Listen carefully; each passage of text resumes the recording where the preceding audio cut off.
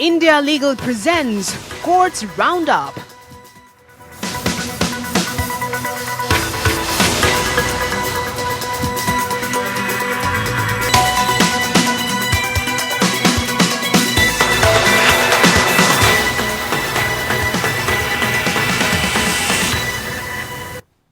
नमस्कार, courts roundup में स्वागत है आपका और मैं हूं आपके साथ नेहा दुबे। इस बुलेटिन में अगले आधे घंटे आपको कोर्ट से जुड़ी तमाम छोटी बड़ी खबरों से करवाएंगे रूबरू। कोर्ट की कार्रवाई और सुप्रीम कोर्ट से लेकर हाई कोर्ट्स और लो कोर्ट्स तक के फैसलों को रखेंगे आपके सामने। आगे बढ़ने से पहले हेडलाइंस पर नजर।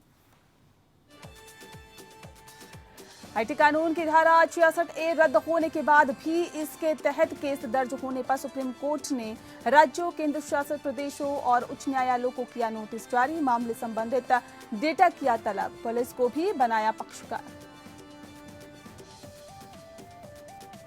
सेना में महिलाओं के स्थायी कमीशन पर केंद्र के स्पष्टीकरण मांग वाली याचिका की सुनवाई से सुप्रीम कोर्ट का इनकार। कहा, विविध आवेदन दाखिल करने का फैशन गलत, आप फैसले को वैसे ही लागू करें जैसे कि दिया गया है आदेश। सुप्रीम कोर्ट ने पीड़िता द्वारा बलात्कारी पादरी से शादी करने की याचिका सुनने से किया इनकार। कहा, हाईकोर्ट में हो सुनवाई, पीड़िता ने बच्चे की वैधता के लिए दी थी शादी की मांग, दोषी कर रहा है सजा निलंबन की मांग। टोक्यो पैरालंपिक में भाग ले सकते हैं निशानेबाज नरेश शर्मा। सुप्रीम कोर्ट ने पैरालंपिक समिति को दिया अतिरिक्त प्रतिभागी के रूप में सिफारिश करने का निर्देश।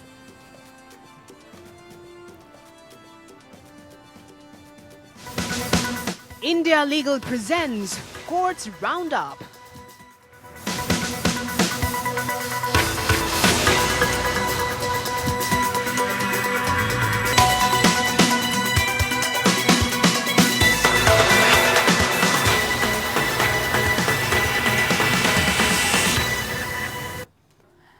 सुप्रीम कोर्ट ने सूचना प्रौद्योगिकी या आईटी कानून की धारा 66A को लेकर सभी राज्य सरकारों को, केंद्र शासित प्रदेशों को भी नोटिस जारी किया है। याचिका में शिकायत की गई है कि शीर्ष अदालत द्वारा खत्म किए जाने के बाद भी धारा 66A के तहत मामला दर्ज किया जा रहा है। याचिका में भारत के गृह मंत्रालय के माध्यम से सभी पुलिस स्टेशन को रद्द की गई प्रौद्योगिकी अधिनियम की धारा 66A के तहत मामले दर्ज नहीं करने के लिए एक सलाह जारी करने का भी निर्देश देने की मांग की गई है।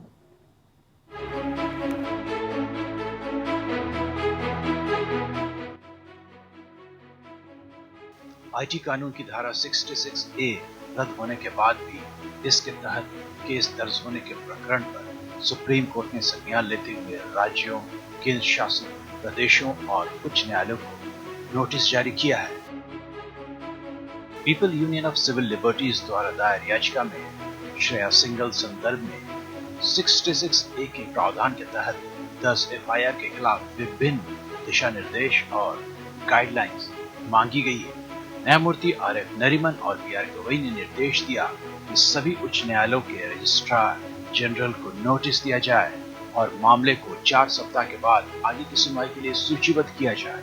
केंद्र ने शीर्ष अदालत से कहा है कि यह राज्य और केंद्र शासित प्रदेशों का प्राथमिक कर्तव्य है कि वे आईटी अधिनियम की धारा 66A के तहत मामले दर्ज करना बंद कर दे, क्योंकि इसे रद्द किया जा चुका है। सुनवाई के दौरान न्यायमूर्ति RF नरीमन और न्यायमूर्ति BR गवई की पीठ ने याचिकाकर्ता की ओर से पेश वरिष्ठ अधिवक्ता संजय पारिक से राज्य को भी पक्ष बनाने के लिए कहा, ताकि अदालत एक व्यापक उचित आदेश दे सके, क्योंकि अंततः पुलिस राज्य का विषय है। याचिका में धारा 66A पर दर्ज सभी FIR का डाटा एकत्र करने के लिए भारत सरकार को निर्देश देने की अपील की गई है। इसके अलावा देश भर के जिला न्यायालयों और उच्च न्यायालयों में लंबित मामलों का डेटा भी मांगा गया है, जहां श्रेया सिंगल के मामले में निर्णय के उल्लंघन में धारा 66A के तहत कार्रवाई जारी है। सुप्रीम कोर्ट ने 5 जुलाई को आईटी अधिनियम की धारा 66A के तहत पुलिस द्वारा FIR दर्ज करने की प्रथा पर आश्चर्य व्यक्त करते हुए नोटिस जारी किया था। धारा 66A को सुप्रीम कोर्ट ने 2015 के फैसले में श्रेया सिंगल मामले में खारिज कर दिया था।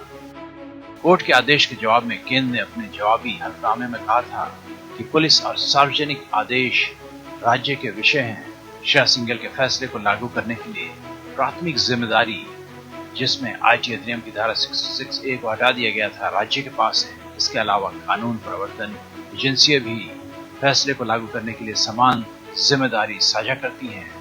शीर्ष अदालत ने 14 मार्च 2015 को विचार और अभिव्यक्ति की स्वतंत्रता को प्रमुख करार दिया था। साथ में यह कहते हुए इस प्रावधान को रद्द कर दिया था कि जनता के जानने का अधिकार सूचना प्रौद्योगिकी अधिनियम की धारा 666A से सीधे तौर पर प्रभावित होता है। Bureau report. वहीं सुप्रीम कोर्ट ने रेप सर्वाइवर और दोषी पूर्व कैथोलिक पादरी की एक दूसरे से शादी करने की मांग वाली याचिका खारिज कर दी है। न्यायमूर्ति विनीत सरन और न्यायमूर्ति दिनेश माहेश्वरी की पीठ ने कहा कि उच्च न्यायालय के आदेश में हस्तक्षेप करने का कोई कारण नहीं है और याचिकाकर्ता को राहत के लिए उच्च न्यायालय का दरवाजा खटखटाने को कहा गया। दरअसल पीड़िता की दलील थी कि आरोपी को जमानत दी जानी चाहिए ताकि वह उससे शादी कर सके, ताकि उसके साथ बलात्कार के बाद पैदा हुए बच्चे को वैधता मिल सके। दोषी पीड़िता से शादी करके सजा निलंबन की मांग कर रहा था।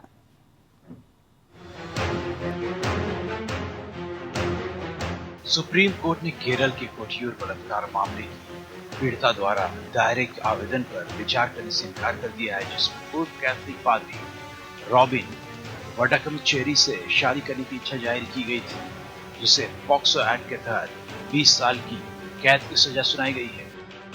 कोर्ट ने रॉबिन की उस याचिका को भी खारिज कर दिया है, जिसमें उसने पीड़िता से शादी करने पर सजा पर रोक लगाने की मांग की थी। पीड़िता ने उसकी याचिका का समर्थन करते हुए कहा कि वो सामाजिक कलंक से बचने और यौन अपराध से पैदा हुए बच्चे को वैधता देने के लिए शादी करना चाहती है। कोर्ट ने कहा कि बलात्कार पीड़िता से शादी करने के लिए रॉबिन की सजा को निलंबित करने से इनकार करने वाले उच्च न्यायालय के आदेश पर रोक लगाने का कोई कारण नहीं दिखता है। न्यायमूर्ति विनीत सरन और न्यायमूर्ति दिनेश माहेश्वरी की पीठ ने अभियोजक से उच्च न्यायालय के समक्ष अपनी शिकायत उठाने के लिए कहा। वरिष्ठ अधिवक्ता किरण सूरी ने कहा कि पीड़िता बच्चे की वैधता के लिए आरोपी से शादी करना चाहती है। पीड़िता ने अपनी याचिका में दावा किया कि बच्चा स्कूल जाने की उम्र का है और इसलिए स्कूल प्रवेश आवेदन पत्र में पिता के नाम का उल्लेख करने की आवश्यकता है। पीठ ने पक्षकारों की उम्र के बारे में पूछा। आरोपी की ओर से पेश वकील अमित जॉर्ज ने कोर्ट को बताया कि आरोपी की उम्र 45 साल से ज्यादा है और पीड़िता की उम्र करीब 25 साल है। एडवोकेट जॉर्ज ने तर्क दिया कि जमानत याचिका में शादी करने के उनके मौलिक अधिकार को बाधित नहीं किया जा सकता है।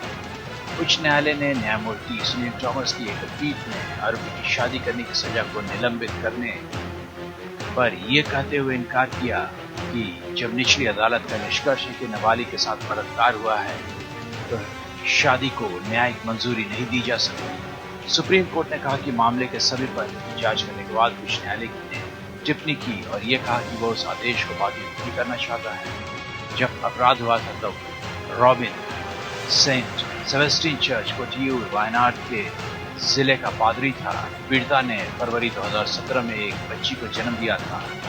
आरोपी ने पिछले साल केरल उच्च न्यायालय के समक्ष आवेदन दिया था, जिसमें उसने सर्वाइवर से शादी करने और सजा को निलंबित करने की मांग की थी। पीड़िता उस वक्त तक विवाह योग्य आयु प्राप्त कर चुकी थी। Bureau report. वहीं सुप्रीम कोर्ट ने आंध्र प्रदेश और तेलंगाना राज्यों को कृष्णा नदी के पानी के बंटवारे पर उनके विवाद को सौहार्दपूर्ण ढंग से निपटाने के लिए कहा है। प्रधान न्यायाधीश एनवी रमन्ना ने कहा है कि वे दोनों राज्यों से संबंधित हैं और इसीलिए कानूनी रूप से इस मामले पर फैसला नहीं चाहते हैं। सीजेआई रमन्ना ने कहा है कि मैं इस मामले को कानूनी रूप से नहीं सुनना चाहता। मैं दोनों राज्यों से संबंधित हूं और अगर मामला मध्यस्थता से सुलझाया जा सकता है तो कृपया ऐसा करें, हम इसमें मदद कर सकते हैं, अन्यथा मैं इस मामले को दूसरे बेंच को स्थानांतरित कर दूंगा। आंध्र प्रदेश राज्य की ओर से पेशिया वरिष्ठ अधिवक्ता दुष्यंत दवे ने मामले में निर्देश मांगने के लिए समय मांगा। तदनुसार आपको बता दें कि मामले को बुधवार को सुनवाई के लिए रखा गया है। तेलंगाना राज्य की ओर से वरिष्ठ अधिवक्ता CS वैद्यनाथन पेश हुए। CJI ने कहा कि मैं चाहता हूं कि आप दोनों अपनी सरकारों को समझाएं और मामले को सुलझाएं। हम अनावश्यक रूप से हस्तक्षेप नहीं करना चाहते हैं। सुप्रीम कोर्ट आंध्र प्रदेश राज्य द्वारा कृष्णा नदी के बंटवारे के संबंध में तेलंगाना राज्य के साथ विवाद पर दायर एक रिट याचिका पर सुनवाई कर रहा था। याचिका तेलंगाना राज्य के खिलाफ बिजली के अंधाधुंध उपयोग के लिए जलाशयों के एकीकृत संचालन के नियमों और 2015 के समझौतों के प्रावधान के विपरीत आरोप लगाने की बात उठी। इसने आंध्र प्रदेश पुनर्गठन अधिनियम 2014 की धारा 87 के तहत कृष्णा नदी प्रबंधन बोर्ड KRMB के अधिकार क्षेत्र को अधिसूचित करने के लिए भारत संघ को निर्देश देने की मांग की। इसने KRMB को कृष्णा जल विवाद न्यायाधिकरण के फैसले को अनुपालन करने से निर्देश भी मांगे हैं। दरअसल जब तक कि उनके अधिकार क्षेत्र को अधिसूचित नहीं किया जाता है। सुप्रीम कोर्ट ने 5 बार के पैरालंपियन निशानेबाज और अर्जुन पुरस्कार विजेता नरेश कुमार शर्मा को बड़ी राहत देते हुए भारत की पैरालंपिक समिति को टोक्यो पैरालंपिक में अपने पैराशूट इवेंट में एक अतिरिक्त प्रतिभागी के रूप में नरेश कुमार के नाम की सिफारिश करने का निर्देश दिया है, जो कि 24 अगस्त से शुरू हो रहा है। पैरालंपिक इवेंट्स के लिए नामों की सिफारिश करने के सोमवार को आखिरी तारीख थी। प्रधान न्यायाधीश के समक्ष वरिष्ठ अधिवक्ता विकास सिंह द्वारा किए गए एक तत्काल उल्लेख के बाद इस मामले की सुनवाई justice AM Khanwilkar, justice BR Gavai और जस्टिस कृष्णा मुरारी की एक विशेष पीठ ने की है। नरेश कुमार शर्मा ने टोक्यो प्रतियोगिता के लिए उन्हें नहीं चुनने में PCI के मनमाने और पक्षपातपूर्ण फैसले से नाराज होकर अदालत का दरवाजा खटखटाया है। Justice AM Khanwilkar, justice BR Gavai और जस्टिस कृष्ण मुरारी की पीठ ने शर्मा द्वारा दायर याचिका पर सुनवाई करते हुए दोपहर में यह निर्देश पारित किया। शर्मा ने भारत में पैरा स्पोर्ट्स के प्रचार और विकास के लिए शीर्ष निकाय भारतीय पैरालंपिक समिति के फैसले में हस्तक्षेप करने से इनकार करके एकल न्यायाधीश के आदेश के खिलाफ दिल्ली उच्च न्यायालय की एक खंडपीठ के समक्ष अपील दायर की थी। टोक्यो गेम्स 2020 के लिए उन्हें शॉर्टलिस्ट नहीं किया गया। याचिका में यह भी कहा गया था कि वे स्पोर्ट्स तकनीकी समिति STC द्वारा PCI की शूटिंग के लिए निर्धारित सभी पात्रता मानदंडों को पूरा करता है और WSPS world shooting para sports द्वारा निर्धारित पात्रता मानदंडों के अनुरूप है।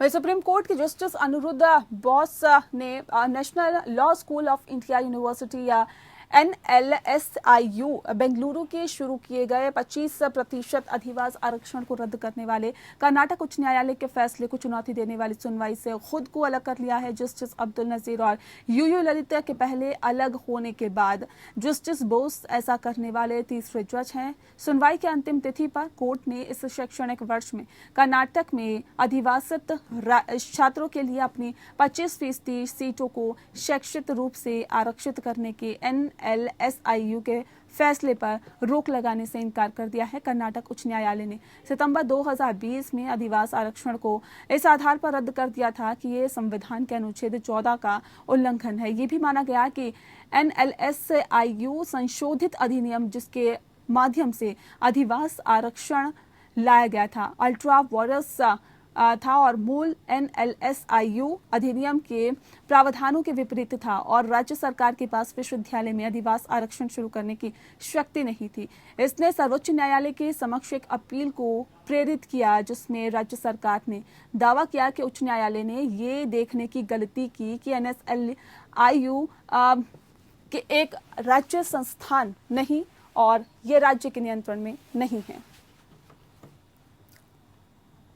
वहीं सुप्रीम कोर्ट ने भारत संघ द्वारा दायर उस विविध आवेदन या MA पर विचार करने से इनकार कर दिया जिसमें फैसले में कुछ स्पष्टीकरण की मांग की गई थी, जिसमें सशस्त्र बलों में महिला अधिकारियों के लिए स्थायी कमीशन देने का निर्देश दिया गया था। जस्टिस DY चंद्रचूड़ और जस्टिस MR शाह की पीठ ने फैसला सुनाए जाने के बाद स्पष्टीकरण मांगने के लिए MA दाखिल करने के फैशन पर नाखुशी व्यक्त की है। पीठ ने कहा कि अगर फैसले के संबंध में कोई शिकायत है तो इस पर पुनर्विचार के लिए ही उपयुक्त उपाय है। न्यायमूर्ति चंद्रचूड़ ने संघ का प्रतिनिधित्व कर रहे अतिरिक्त सॉलिसिटर जनरल बलबीर सिंह से कहा कि आप फैसले को वैसे ही लागू करें जैसे ये दिया गया है। यह आपके मुवक्किल की ओर से फैसले के इर्द गिर्द घूमने की कोशिश है। एएसजी बलबीर सिंह ने जवाब दिया कि नए मुकदमे के एक और दौर से बचने के लिए थोड़ा स्पष्टीकरण मांगने के लिए एमए दायर किया गया है। और न्यायमूर्ति चंद्रचूड़ ने जवाब दिया है कि हम फैसले को फिर से नहीं खोलेंगे। हम विविध आवेदनों पर विचार नहीं कर सकते हैं। यदि आप नाराज हैं तो आप पुनः विचार दाखिल करें।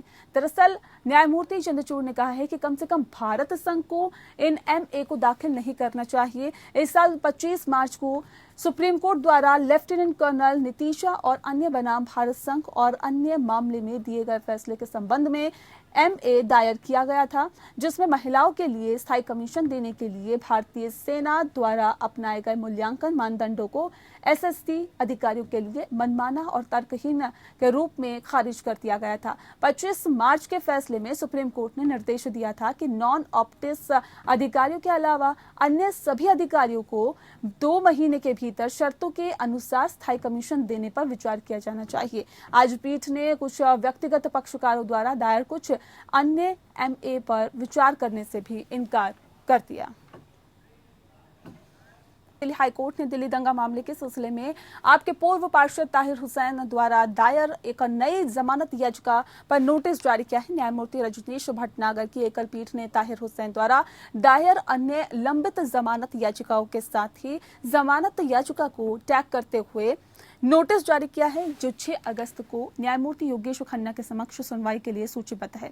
ताहिर हुसैन की ओर से अधिवक्ता रिजवान के साथ ही अधिवक्ता मोहित माथुर पेश हुए और बताया भी जा रहा है कि जबकि राज्य के लिए विशेष लोक अभियोजक डीके भाटिया पेश हुए और एफआईआर में ताहिर हुसैन के अलावा 9 अन्य आरोपियों के नाम है। एफआईआर पिछले साल 4 मार्च को एक अरशाद अली द्वारा दी गई थी और बताया भी जा रहा है कि शिकायत के आधार पर दर्ज की गई थी, जिसमें उसने कहा था कि पिछले साल 24 फरवरी को राष्ट्रीय राजधानी में हुए दंगों के कारण उसके किराए की दुकान लूट ली गई थी। आरोप है कि उसकी दुकान का शटर तोड़ दिया गया था और उसमें पड़े सामान को लूट लिया गया था। उसके बाद दंगाइयों ने उसमें आग लगा दी थी और उसके परिणाम स्वरूप ही उसे लगभग 18 लाख रुपए का नुकसान हुआ था। इसी तरह के मामले में हाईकोर्ट की विभिन्न पीठों ने दिल्ली दंगों के मामलों में दर्ज अन्य एफआईआर के संबंध में हुसैन द्वारा दायर जमानत याचिकाओं पर नोटिस जारी किया है। अभियोजन पक्ष का ये मामला था कि ताहिर हुसैन के घर की छत पर लगभग 100 लोग खड़े थे और वे हिंदू समुदाय के लोगों के घरों पर पेट्रोल बम फेंक रहे थे।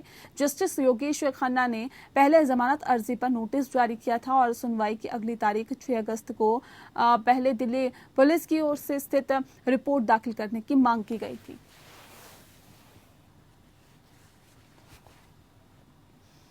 दुष्कर्म पीड़िता से शादी कर लेने से युवक पर लगा दुष्कर्म का आरोप समाप्त नहीं हो जाता है। आपको बता दें कि दुष्कर्म एक गंभीर अपराध है। बताया भी जाता है कि दोनों पक्ष के बीच समझौता हो जाने के आधार पर इसे निरस्त नहीं किया जा सकता है। न्यायमूर्ति मुक्ता गुप्ता की पीठ ने ये अहम टिप्पणी करते हुए याचिकाकर्ता के खिलाफ दुष्कर्म की धारा में दर्ज प्राथमिकी को निरस्त करने से इनकार कर दिया। युवती ने आरोप लगाया था कि याचिकाकर्ता ने एक होटल में ले जाकर उसके साथ दुष्कर्म किया। युवती ने कहा कि शादी करने की स्थिति में ही उसने आरोपित के साथ शारीरिक संबंध बनाने की बात कही थी और बाद में उसने आरोपित के खिलाफ मामला दर्ज करा दिया था। एफआईआर रद्द करने की मांग को लेकर याचिका दायर कर आरोपित ने दलील दी कि उन दोनों के बीच समझौता हो गया है और उन्होंने शादी कर ली है, इसीलिए इस मामले में दर्ज प्राथमिकी को निरस्त कर दिया गया। इससे पहले दुष्कर्म पीड़िता युवती और आरोपित की दलील के बाद एक मामले में सुप्रीम कोर्ट ने 2013 के अंदर केस दर्ज कराया गया और बताया भी जाता है कि एक एफआईआर को खत्म करने का फैसला भी सुनाया गया था। दरअसल दोनों पक्षों का कहना है कि कुछ गलतफहमी के कारण एफआईआर दर्ज करा दी गई थी। ये दुष्कर्म का मामला 2013 का है और दोनों ने 2014 में शादी कर ली थी और तब से एक दूसरे के साथ खुश हैं। इसके साथ ही सुप्रीम कोर्ट ने अब दोनों पक्ष अच्छी शादीशुदा जिंदगी बिता रहे हैं, ऐसे में एफआईआर का कोई अस्तित्व नहीं रह जाता है, ये कहा है। और वहीं सुप्रीम कोर्ट में आए इस मामले के मुताबिक पीड़िता युवती ने सितंबर 2013 में एफआईआर दर्ज कराई थी और इसके 1 साल के भीतर ही अक्टूबर 2014 में पीड़िता और आरोपित युवक ने शादी कर ली थी। उसके बाद से ही दोनों पक्ष सफदरजंग एन्क्लेव पुलिस थाने में दर्ज एफआईआर खत्म कराने के लिए कानूनी लड़ाई लड़ रहे हैं। इससे पहले दिल्ली हाई कोर्ट ने एफआईआर रद्द करने से इनकार कर दिया।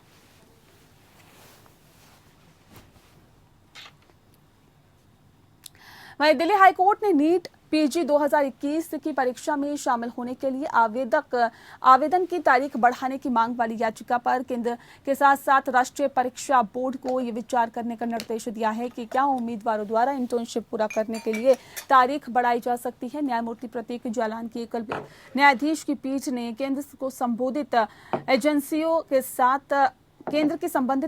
के साथ ही समन्वय करने वाली सुनवाई की अगली तारीख यानी 12 अगस्त से पहले उक्त पहलू पर फैसला लेने का निर्देश दिया है। 2015 में एमबीबीएस पाठ्यक्रम में प्रवेश के लिए सभी सेमेस्टर परीक्षाओं को सफलतापूर्वक उत्तीर्ण करने छात्र सिद्धार्थ मित्तल के द्वारा ये उत्तीर्ण की गई थी और इसमें दायर याचिका में कहा गया है कि 18 अप्रैल 2021 को होने वाली परीक्षा बाद में स्वास्थ्य एवं परिवार कल्याण मंत्रालय द्वारा जारी एक अधिसूचना के तहत 11 सितंबर 2021 के लिए निर्धारित की गई है। और याचिका में कहा गया है कि इंटर्नशिप पूरा करने की कट ऑफ तारीख अभी भी 30 जून 2021 है, जिसके कारण जो छात्र नीट पीजी परीक्षा स्थगित होने के कारण अब नीट पीजी परिणाम घोषित होने से पहले इंटर्नशिप पूरा कर सकेंगे और इसीलिए नीट पीजी 2021 के लिए पात्र बन सकता है।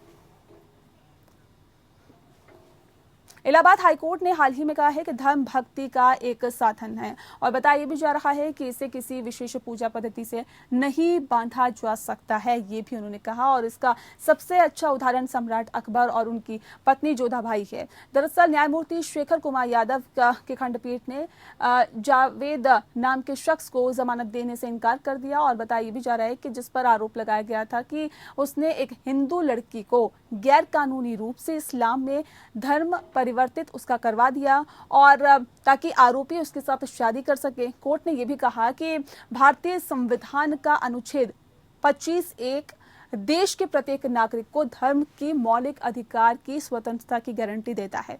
न्यायालय ने जोर देकर कहा कि इसका मतलब ये नहीं है कि किसी को लेकर और किसी को भी लालच देकर या डरा धमकाकर धर्म परिवर्तित किया जाना चाहिए। कोर्ट ने कहा कि अगर किसी को जबरन दूसरे धर्म में परिवर्तित किया जाता है तो ये सार्वजनिक व्यवस्था के उल्लंघन की संभावनाओं को बढ़ाएगा।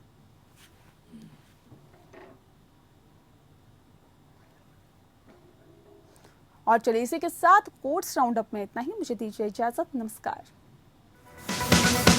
India Legal presents Courts Roundup.